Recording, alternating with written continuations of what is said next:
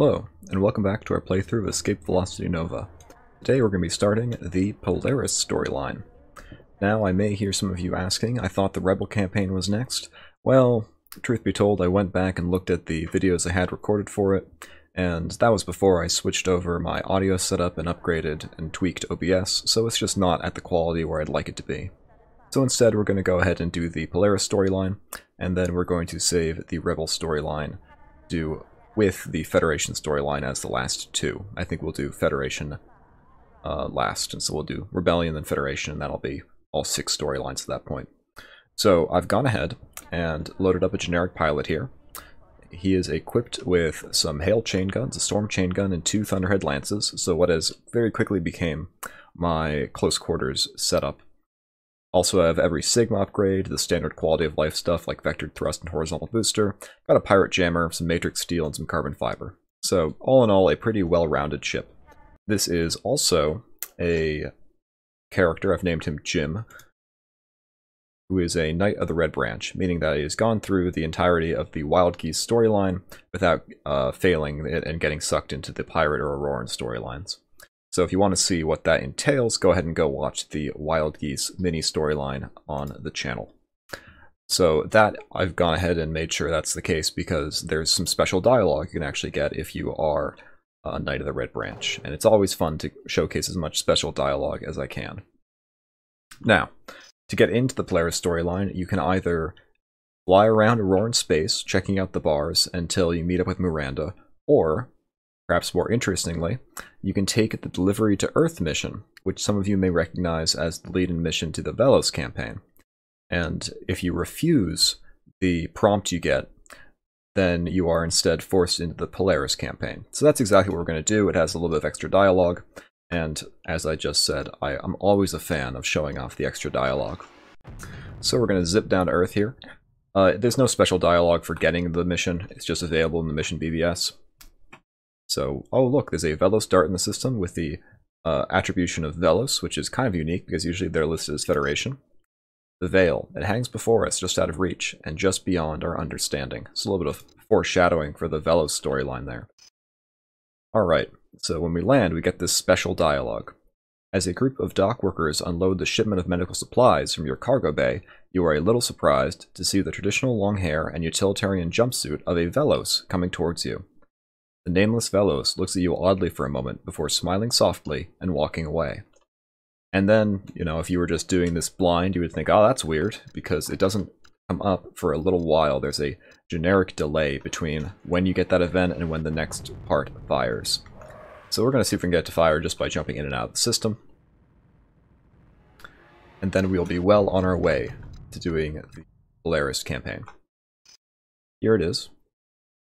As you wander around the spaceport after landing, you are slightly surprised to see the same Velos who walked past you as you were unloading a delivery you made to Earth not too long ago.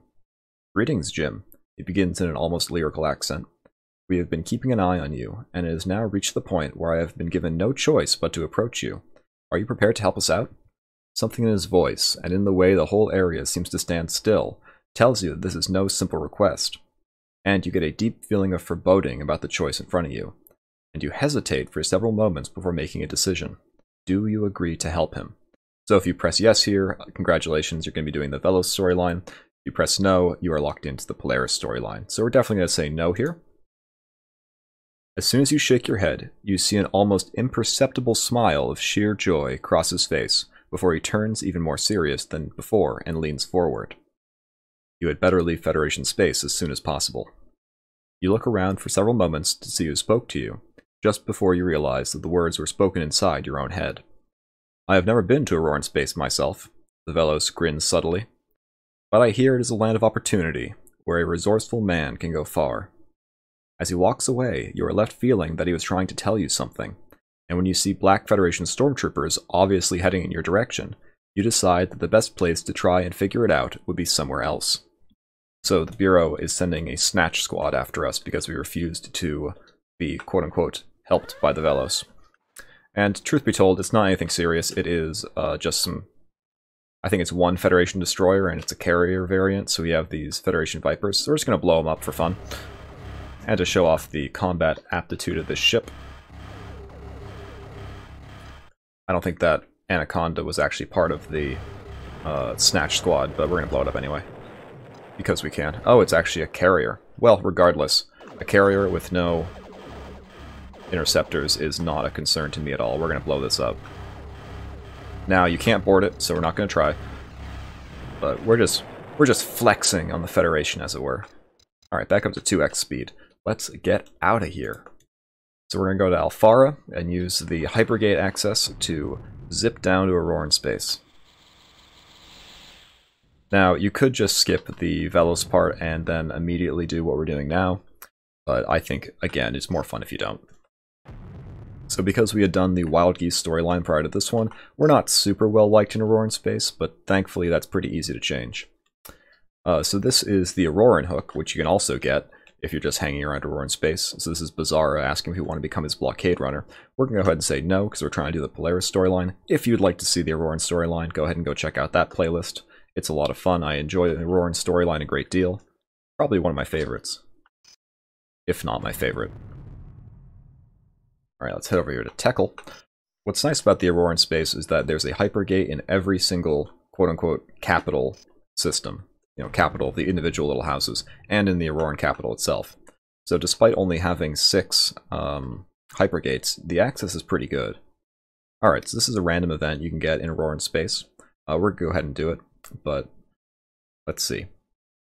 As you head over to the bar, a large young man with a bare chest covered by relatively few tattoos, one of which is the traditional death tattoo of the Dani, is carrying a haughty expression and approaches you. So you are from the Federation, he sneers quietly. I have heard that you are all weak and cower behind your mother's skirts. Of course, you can't believe everything you hear, so I'm going to find out for myself. I'm challenging you to a duel. He smiles impudently. Now, I know you couldn't stand against me in any form of hand-to-hand combat, so we'll do it in space. Of course, I know you Federation folk are a bit scared of death, so I'll just try to disable you. But feel free to try to destroy my ship. Don't worry, I have an escape pod. So what say you? He asks arrogantly. What's interesting is all of the houses have a slightly different dialogue for these. So the Dani are kind of haughty and smug. The Tekkel are incredibly polite. The Heron, I don't know if I've ever gotten the Heron one. The Moash are very rude, and no one cares about the Vela. I don't think I've ever even seen the Vela one. Well, he smiles, looking genuinely surprised. A brave Federationer. What is the universe coming to? Good luck, my little bunny, he grins, his arrogant attitude returning. I will meet you back here when this is all over, and we will drink to the victor. With that, he confidently strides towards the spaceport and his waiting ship. So, it's always the same thing. It's going to be an abomination that's going to jump into the system. It'll have the flag duelist. Don't worry about blowing it up. It will not affect your reputation, because this is a sanctioned duel. They're not terribly formidable. It's just mostly a flavor event. I think it actually increases your reputation in Auroran space doing this, but it is also considered to be a non-boardable ship, so I'm just going to show that off here. If we try to board him, it says you can't board this ship, but keep an eye out in the lower left-hand corner, because we're going to get a little dialogue when we blow him up. Duelist, you must have cheated. Alright. It's a similar attitude to when you fight the Moash ones. You take your time going through your post-flight routine, savoring the feeling of victory. When you finish, you head out to meet your defeated opponent. It seems that not all Federationers are as weak as they say, says the now surly young warrior, as a grinning crowd of what looks like his compatriots. I'm not sure if that's actually correct grammar. So, says the now surly warrior, as a grinning crowd of what looks like his compatriots. As they do what? I assume that's supposed to be at. Obviously, you drawl in return. Not all you Aurorans are as capable as you think you are. The young warrior stares at you hatefully for a few moments before storming off amidst the laughter of his friends. So perhaps in that little engagement we're the one who's a little bit rude. This is just the same event over again. We're going to go ahead and tell him no thanks, so you can see the refusal dialogue. As I thought, he grins insolently. Your weakness betrays you. Still, I expected a little more. You watch him leave with a sour taste in your mouth, wishing you had taken him on, if only to shut him up. Alright, so let's zip over to Tekkel, because it'd be nice that if we're going to be getting those events anyway, that I can at least show off different ones when we're trying to get Miranda. We can also check the Auroran main system, because I think that you can get ones there as well. for the various Auroran warriors doing their time in the Decticars. Sadly, there is no way to speed this up. Miranda is just a certain % chance to fire in Auroran systems, but you may notice that when we came down here, we could not land on Aurora, but after doing that duel, our reputation has improved, and we can actually land. Alright, so this is Miranda. This is exactly what we want. This is the lead-in to the Polaris campaign. You are quietly sipping your drink when you feel a tap on your shoulder. You turn to see a pretty young lady with deep auburn hair, smiling at you a little uncertainly. "Are you Jim, captain of the Pirate's Bounty?" she asks, and you nod. "Oh, good. I heard you are a very capable pilot. Allow me to introduce myself. My name is Miranda, and I need to get to New Ireland in the Tautha system so I can conduct business transactions with the wild geese. I am prepared to pay you 20,000 credits for passage. Can you help me?" "Of course we can, Miranda." You agree rapidly, more than happy to help out someone seeking a contract with Eamon. You abbreviate your normal pre-flight routine in order to get going as quickly as you can. So that right there is special dialogue because we're a Knight of the Red Branch. And that's what I really love about this game. The only time you would be in this position to have prior dealings with the wild geese and not be in the pirate or Auroran campaigns is if you had done the Knight of the Red Branch, which is a relatively low chance to occur. But even though it's a low chance to occur, they took the time to go and give it special dialogue anyway. And I mean, they would have to go through 4 different campaigns that very few people would end up even seeing and do that, but they did. And it's that attention to detail that I just love. Miranda is met upon landing by Flanagan. They greet each other in a lyrical language you cannot understand, and shake hands in the fashion of warriors. Flanagan then turns to you, and with a huge smile on his face, grabs you in a crushing bear hug before both of you catch up on each other's news. "You've managed to hire yourself a fine pilot here," Flanagan beams, "and a fine warrior to boot." "Look for me in the bar here," she says, in a very respectful tone, obviously impressed by Flanagan's praise. "My business may take some time, but I will be needing further transport when I am finished." You nod in acknowledgement and watch the young lady walk off with Flanagan. You spot Miranda's deep auburn hair almost immediately when you step into the bar. Like most of the rest of the patrons, she looks up to check out the newcomer to the bar, and she waves you over with a smile. "I'm glad you showed up, Captain Jim," she smiles happily, "as I have finished my business here and I need someone to take me to Seoul, as I want to tie up a few loose ends there. The payment will be the same for when you brought me here. Are you and your ship available for hire?" "Of course we are." "If you can just get me to Earth in the Sol system in one piece," she tells you freely, "and preferably without being scanned by anybody, that'd be great. I'm sure you can understand that as I am making dealings with forces that are not particularly well liked within the Federation, I need to be a little circumspect. Still," she continues with a smile, "it shouldn't be too difficult, especially for a talented pilot such as yourself. So," she asks cheerfully, "how long until we are ready to leave?" Alright, so we're going to go immediately with Miranda. We're getting a little bit of heat from some Aurorans here.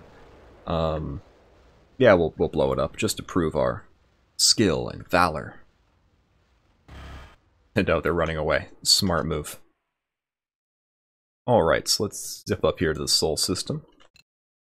And then we have 2 more missions here in Federation space, and then we get to dive into the Polaris space goodness. Although I do kind of enjoy doing these Federation missions because it means I have to read less Polaris names. You quickly run through your post-flight routine before cycling the hatch open and letting Miranda off your ship. "Thanks for the lift," she tells you sincerely. "You have been of greater help to me than you know. I have made sure that the money has been transferred into your account," she informs you with a mischievous smile, "so don't go spending it all at once. Well, don't worry, Miranda, it's only 20,000 credits. It's hard not to spend that all at once." "Keep dropping by the spaceport bar here," she finishes quietly. "I am not exactly sure how long it will take me to complete my business here, but as soon as I am done, I'll be requiring another ride, and I would rather deal with a familiar face than a complete stranger." Sounds good. And then it is I think a 45% chance that she's in the bar, so we just have to keep stopping in, but luckily you can just take off and land again for most of these. You see a waving hand out of the corner of your eye when you walk into this establishment. You turn to see the pretty Miranda sitting at a table by herself, waving you over. Not for the first time, you find yourself wondering about her unique name. You have never heard a name quite like it, although it is strangely lyrical in an exotic way. "Well, it seems I've completed all my business here faster than expected," she informs you with a grin. "So I have a little time to myself before I have to perform my next mission. I've always wanted to view some of the Velos human sculptures that are made on Goliath in the South Manchester system. Would you be interested in ferrying me there? Yes, indeed. Oh, thank you, she exclaims happily. I've always dreamed of seeing something left behind by the Velos of old. The mystery and wonder of their ancient civilization always fascinated me when I was young. And I suppose some of it still remains in me, even though I am no longer innocent and even less worthy. You are a little surprised at the last reference, but you shrug it off as something to do with her work. The pay shall be the same as last time, she informs you more seriously, and I will be needing transport from Goliath to a further destination not long after we land. So if you wait around for a few days, I will have another mission for you. Alright, superb. This is nice and easy. I think by the time you actually do all the ferrying Miranda around and the mission that then comes after that, you've made like 200,000 credits or something. Now, bear in mind, that's only because the last one awards you 100,000 credits, but still, it's consistent, albeit low pay. We could have just, done 1 and a third high-level bounty hunter missions for that kind of money, but we're not in it for the cash. As soon as you let her off your ship, Miranda immediately heads off in search of ancient Velos artifacts. Out of curiosity, you decide to tag along. She takes a tour out to an ancient site where the Velos used to showcase their athletic, artistic, and telepathic skills to the humans of the Colonial Council in a weekly carnival. When you arrive, you are surprised and more than a little impressed by the enormous stone blocks that are so intricately carved and fitted that they have survived the hostile elements of Goliath for so long intact. This is the debt we must repay above all others, murmurs Miranda to herself quietly. This atrocity cannot be allowed to go on. You are taken aback to hear such somber words from the normally cheerful young woman. Clearly there are depths to her persona that you are only now becoming aware of. Wait for me in the bar, she tells you quietly, without moving to face you at all, her eyes on the Velos sculpture. I need to wander for a while. We'll also take the opportunity here to read the vignette blurb for Goliath, because it is kind of a unique system. People who live out here have nowhere to go. They could not get further away from anywhere and everywhere if they tried. If there is a bright center to the Federation, or anywhere else for that matter, you are in the system that is farthest from it. Goliath used to be a thriving artistic community where people from throughout the known galaxy came to work with the many Velos artisans to create countless wondrous pieces of art. After the Velos War, with all of the Velos killed or enslaved, Goliath slowly wasted away. Now the populace live in habitation domes as they fear to go out into the ruins of this once wondrous planet, which stands side by side with the now desolate ghosts of that bygone era. So this has a little bit of a, I would call it an inaccuracy, or perhaps something the player shouldn't know at this point. It says that all the Velos have been killed or enslaved. Now, it's the official position of the Federation, the Bureau of Internal Investigation, that all the Velos are free in the Federation, and that they willingly serve the government as a choice. Now, we know, having done really any of the other campaigns, that's not true. The Velos are actually enslaved and forced to do it, but that's supposed to be a secret, so it's a little bit strange that it would just say it outright here in this blurb on Goliath. But regardless, it's kind of interesting. I also enjoy the habitation dome vignette here. It reminds me of like Myst. There's one level in Myst which has domes like these, but that's neither here nor there. Let's go check out what Miranda wants in the bar. As you wait in the bar sipping your drink, you see a somewhat rejuvenated Miranda walk in the door. She quickly spots you and makes her way over, sporting a happy smile. I have to thank you for bringing me here, she begins sincerely. This is a lifelong dream come true. Thank you so much. But now I must return to business, she continues more seriously. I need to get to Port Kane in the Cania system to make contact with a colleague of mine. I'm prepared to offer you another 20,000 credits for your troubles. It'd be nice if it was 200,000 credits. And in all likelihood, there'll be another mission waiting for you within a few hours of our arrival. Are you willing to help me out again? She asks hopefully. Of course we are, Miranda. Anything for you. My colleague's name is Bissandrea, and she should be waiting for us on Port Kane when we arrive. Miranda continues cheerfully. She'll be directing our travels from there. That is, of course, if you are prepared to help us further. You are starting to get a little more than curious about Miranda's background. Her name is clearly not a Federation in origin, and the name Bissandrea is even more foreign. Well, Miranda informs you with a happy smile, I'm ready to go when you are. Yeah, the name Bissandrea is even more foreign, and an indicator of things to come. Bissandrea is actually not that hard to pronounce, but it gets pretty bad pretty quickly. So a lot of the factions have a certain linguistic inspiration behind them. So the Federation is, English. The what do you call it? Wild Geese are, of course, Irish. But then you have the Velos, which I believe have more Welsh names, like Llewellyn. You have the Aurorans, which I don't know what the Aurorans are supposed to be, but they remind me of Klingon. But then you have the Polaris, which as far as I can tell aren't based on anything, they're just impossible to pronounce. So we can see by the designation Prodigal Son under the Federation Destroyer tag there, that these are Bureau ships. In particular, ones under the command of our old friend Commander Crane. And if that's the case, we're going to blow them up. Probably the kinder end. Thankfully, if you are in a maneuverable ship, such as the Starbridge, if you just get behind the ships, there's not a whole lot they can do about it. The only thing they then have is their blaster turrets, which can fire in a pretty wide arc, but it can't fire directly behind them. So you can pretty much run the battle at that point. So we are extremely capable. So the Federation patrol boat there wants to scan us. We are not going to allow that to happen. And we touch down without incident. When you land, you see an elderly-looking, brown-cloaked lady with gray hair hurry up your ramp and onto your ship. Two gray-cloaked men, who are flanking her, stand at the bottom of the ramp as if guarding it. "Miss Andrea," exclaims Miranda almost reverently, which causes you to look at her suspiciously. "What has happened?" "I'm being followed by Federation troops," the old lady informs you both, "and I have no wish to be detained by them." At that moment, you see a number of Federation soldiers begin entering the spaceport running towards your ship, and the two men in gray snap into action. Within seconds, they decimate the Federation forces in the most awesomely skilled and stunning display of martial arts you have ever seen. When they finish with the soldiers, they run back up the ramp and enter your ship. "Young man, I suggest that we get out of here before more of them turn up," suggests Miss Andrea gently. "Make for Nilla Mjolnir in the Mjolnir system." So that name, at least, has a little bit of Scandinavian influence. Mjolnir, of course, being, I think, Thor's hammer. But regardless, we are now fugitives from the Federation. And this actually produces a fleet which I would not want to fight on my own. It's a pretty big one. But thankfully, I think it's kind of intended that when you jump into the Mjolnir system, that there are other Polaris ships here, like this Arachnid. So when they jump in, they're going to be met with a nasty surprise. We're going to 1x speed, so hopefully we can show off what happens when that Arachnid gets into combat.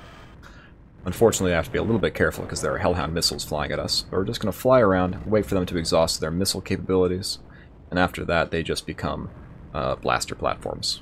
Much easier to deal with. But there are probably some carriers in here, there are probably some destroyers. The Arachnid is actually just leaving, which is a little bit disappointing. Wait, are they all destroyers? No, there's a carrier. There are two carriers. But really, if you just fly around in circles, they do have a finite number of missiles. And so if you just wait them out, they lose all the missiles. And unlike Aurorans, who have railguns, which are a long-range threat, the Federation is only left with blasters. And blasters are a little bit less than impressive. But unfortunately, despite my hopes, it doesn't appear like any other Polaris ships are going to be jumping into the system to bail us out, and so we're going to have to do this ourselves. Now, there's no requirement that you fight these, to be clear. You can just land on the station and have that be it. But we're going to take out at least one. Oh, actually, maybe I have to renege on that, because we are getting caught in a nasty little crossfire there. So I think we are just going to outmaneuver them and try to land on the station. So in a system like this, where there's only one available station, if you just press L, it'll target that station and assume that you're going to want to try to land on it. And that's exactly what we're going to do. We're going to give them a little horseshoe pattern and burn the last of our afterburner to zip down into the station and slow down and land. You realize that your passengers are all members of the mysterious Polaris civilization, and although you want to ask many questions of them, the casual stares of the two men in gray keep your curiosity in check. As soon as you land, Miss Andrea is greeted by a man garbed in all green, who lays his hands on the head of the elderly woman. After a few short moments, he nods and allows Miss Andrea to step off your ramp. "By now you know that we are of the Polaris," says the elderly woman over her shoulder at you. "But you may not know the enormity of your actions over the last few days. To help you understand, know that my full name is only Andrea. This is the title given to the leader of the Polaris ruling council." After a few moments, the enormity of her words begin to sink in. You've just saved the leader of the Polaris from being detained by the Federation. and you begin to ask several questions, like, why was the Federation, given Bis Andrea's position, trying to detain her? I will not answer all your questions at this time, she informs you quietly, as if reading your thoughts, but I can convey our gratitude. You shift uncomfortably under her piercing gaze. We were offering 20,000 credits for your services, Bis Andrea continues, but I will make sure you receive 5 times that amount in thanks for your deeds. I will also allow you access to the docking computers where my people lodge their travel requirements. You will be the first non-Polaran ever to be allowed to ferry my people from place to place. Wow, what an honor. With that, Bis Andrea, the green-cloaked man, and the 2 men in gray turn and walk away, seemingly in unison. I cannot thank you enough for what you have done, Miranda tells you, as she too exits your ship. You have done us a great service. If you wish to continue helping us, I'll be making myself useful on the planet Mu-Ar-Haro. And if you drop by, I'll make sure that you get some more work. So this is pretty indicative of the Polaris naming conventions. The prefix MU and then an apostrophe indicates they're part of the Muhari caste, and their home systems are usually some variant of their caste name. So the Muhari are on Mu-Ar-Haro, which is, somewhat similar sounding. We are going to visit most of the Polaris caste homeworlds, and I will make sure to read the blurb on all of them. And if you hadn't gathered, they use a caste system. But unlike, every real-world caste system, apparently theirs works. Somehow. A little bit unrealistic, if you ask me. Usually the caste systems are a terrible idea. But, regardless. Oh, so now the Polaris reinforcement fleet is coming to deal with the threat of 1 Marauder and 1 Phoenix ship. Great. So the intent here is that the player would have to fly around Polaris space and on their own locate the location of Mu-Ar-Haro. But as you might imagine, I've done this a couple times over the years, and so I know exactly where it is. But we're going to try to land and collect maps anyway, because I hate having unexplored space, and it's always nice to have a complete view of the universe. And before you say it, yes, I know there's a plugin that just gives you the complete map from the start. That's no fun. Oh, so here's Ayuso, I think it's Ayuso, disciple of Ayusa, who is a special Polaris ship. The ship itself is a Raven. That part's not special, but Ayuso is special because it is considered by some to be the best Raven in the game, and you can capture it repeatedly. So it's guaranteed to be in certain systems, and if you capture and disable it like any other ship, you can try to capture it and take it as an escort or as your own ship. But what's nice about it is then if you leave and come back, there'll be a new Ayusu ready for you to board and take. I don't really want to do that because fighting Ravens is really hard. Alright. So here's the Muhari system with the planet Mu-Ar-Haro. And after we read this, that's probably where we're going to cut the first episode. Out of the corner of your eye, you catch a waving motion, and you turn to see the auburn hair and cheerful smile of Miranda. "How are you, Captain Jim?" she asks happily. "What do you think of the Polaris, now that you've had a chance to look around?" You mutter a few vague comments about being very impressed about it all. "Come now," she exclaims, pretending to be cross. "Surely you can do better than that." He smiles sheepishly, and she laughs kindly. "Now that you are here," she continues more seriously, "the Payet, Polaris names for the scientist caste, could use the help of an independent ship captain to perform some experiments and retrieve some data for their various scientific endeavors. We got a message a few days ago when they heard that one of us Muhari had been in contact with you, to ask if you'd be willing to help out. Are you?" "Of course we're willing to help out." "Our scientists will be pleased," comments Miranda with a smile. "Go to Polaris." So this is the scientist caste, so their prefix is P. And you can see they follow the similar convention that their home system, Polaris, in the Polaris system, so the system and the planet, that's the home planet, match, kind of. The Polaris language is infuriating. That's why I named this Captain Jim. Something easy, a nice oasis in the midst of all these difficult to pronounce Polaris names. So go to the Polaris in the Payet system and they will explain their needs further. I believe they will want you to help them out with their studies of the Wraith. You give Miranda a puzzled look at the mention of the word wraith. They are some sort of space-based life form, she informs you. For some reason, they attack all Polaris ships on sight, and they are very dangerous. Just be careful, she tells you with a smile. If you keep your wits about you, everything should work out. Just remember that a large number of Polarans are watching you carefully, because they are not sure whether or not to trust you. Not all of them have worked with you before, like Biss and Drea and I have done, so they are a little suspicious. Something like this would go a long way towards gaining you acceptance among us. Regardless, she finishes with a grin, I wish you the best of luck out there. Thank you, Miranda. We're just going to go ahead and buy a map. And we will read the blurb for Mu'ar Haro. Nearly 2 centuries into the development of the caste system, it was realized that there were a significant number of young Polarans who did not fit easily into any of the castes. Their talents had more of a general nature than a specific one. So the casteless caste was created, and this is their homeworld. The casteless all wear black to signify their shame at being incapable of entering another caste, and think of themselves as servants of all. Strangely, the other castes viewed these Muhari with a certain amount of awe, and even more strangely, the position of leader of the Polaris people has been held by more people who came from the casteless caste than any other. Mu'ar Haro has naturally occurring biological agents, rich rare earth veins, and dangerous and aggressive natural predators. Hence, jack of all trades flourish here. Then if we go to the bar, we can read the bar blurb as well. The bar is filled with people wearing the black of the Muhari. As you walk in, they all give way, and you find that your every need is met almost before you can voice it. It seems as if everyone is going out of their way to help you. The Muhari are obligated, in fact, to help their other Polaris if asked. And now that we're in Polaris space, we can view the Polaris News service. It's not particularly interesting. It actually lists Rebel news, so if you read this out, local entrepreneurs offering her unique brand of clothing extra cheap. That is actually a hint at the trade goods, so there's trade events which can influence how cheaply you can buy goods. We're not going to do any trading, we have plenty of money. But news from the front. A rebel task force has extracted an endangered cell of informants from the Nurse Primus system.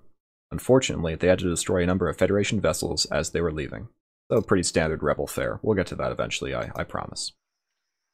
But I think we're going to go ahead and call this here. So I hope you enjoyed the first episode in the Polaris campaign, and I hope you stick around for more. If you can't wait for that, then please go ahead and check out some of the other storylines here on the channel.